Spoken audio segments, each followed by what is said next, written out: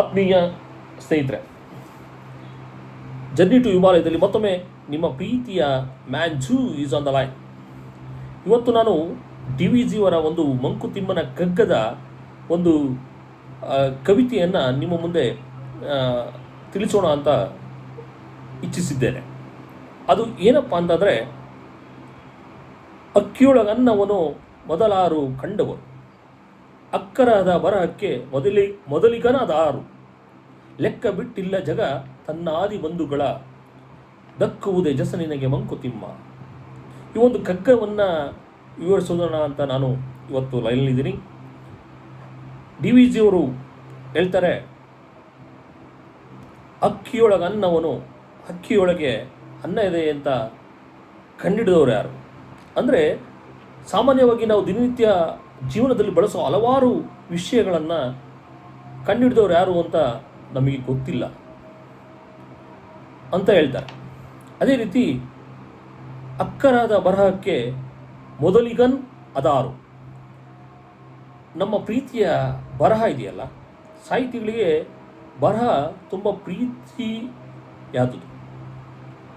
ಆ ಬರಹಕ್ಕೆ ಮೊದಲಿಗನ್ ಅದಾರು. ಯಾರು ಈ ಒಂದು ಅಕ್ಷರಕ್ಕೆ ಶುರು ಮಾಡಿದವರು ಯಾರು? ಅಕ್ಷರವನ್ನು ಈ ರೀತಿ ಬರೀಬೇಕು, ಈ ರೀತಿಯೇ ಪದಗಳನ್ನ ಜೋಡಿಸ್ಬೇಕು, ಈ ರೀತಿ ಪದಗಳಿಗೆ ಈ ರೀತಿ ಅರ್ಥ ಬರುತ್ತೆ, ಅಕ್ಷರಗಳನ್ನ ಕನ್ನಡವನ್ನೇ ಆಗಲಿ ಯಾವುದೇ ಒಂದು ಭಾಷೆಯ ಪದಗಳನ್ನಾಗಲಿ ಸೃಷ್ಟಿ ಮಾಡಿದ ಮೊದಲಿಗನು ಅದಾರು. ಅಕ್ಕರಹದ ಬರಹಕ್ಕೆ ಮೊದಲಿಗನ ಅದಾರು ಅಂತ ಹೇಳ್ತಾರೆ 2ನೇ ಲೈನಲ್ಲಿ. 3ನೇ ಲೈನಲ್ಲಿ ಹೇಳ್ತಾರೆ, ಲೆಕ್ಕ ಬಿಟ್ಟಿಲ್ಲ ಜಗ ತನ್ನಾದಿ ಬಂಧುಗಳ. ಎಷ್ಟೋ ಜನ ಬಂಧುಗಳನ್ನು ಉಪಯೋಗ ಮಾಡಿದವ್ರನ್ನ ಇಲ್ಲಿ ಊರಿಗಾಗಿ ಅಥವಾ ನಾಡಿಗಾಗಿ ಸೇವೆ ಮಾಡಿದವ್ರನ್ನ ನಮ್ಮ ಈ ಒಂದು ಜಗ ಲೆಕ್ಕ ಬಿಟ್ಟಿಲ್ಲ ಅಂತ ಹೇಳ್ತಾರೆ. ನಮಗೆ ಈಗ ಫಾರ್ ಎಕ್ಸಾಂಪಲ್ ನಮಗೆ ನೋಡ್ಬೋದು, ನಮಗೆ ಒಂದು ತಾತ ಮುತ್ತಾತ ಅವ್ರ ತಾತ ಎಷ್ಟೇ ಗೊತ್ತಿರುತ್ತೆ. ನಮ್ಮ ಪರಂಪರೆ ಸುಮಾರು 2,500 ವರ್ಷಗಳ ಹಿಂದೆ ಇತಿಹಾಸ ಇದೆ. ಅದಕ್ಕಿಂತಲೂ ಹಿಂದ ಎಷ್ಟೋ ವರ್ಷಗಳಿಂದ ನಮ್ಮ ಜೀವನ ಇದ್ದರೂ ಕೂಡ ನಮಗೆ ಗೊತ್ತಿಲ್ಲ, ಲೆಕ್ಕ ಬಿಟ್ಟಿಲ್ಲ ಜಗ ತನ್ನಾದಿ ಬಂಧುಗಳ. ಎಷ್ಟೋ ಜನ ಒಳಿತನ್ನು ಮಾಡಿದವ್ರನ್ನ ಲೆಕ್ಕವನ್ನು ಇಟ್ಟಿಲ್ಲ. ಕೇವಲ ಬೆರಳೆಣಿಕೆಯಷ್ಟು ಮಂದಿಯನ್ನು ಎಂದಿಯ ಲೆಕ್ಕವನ್ನಷ್ಟೇ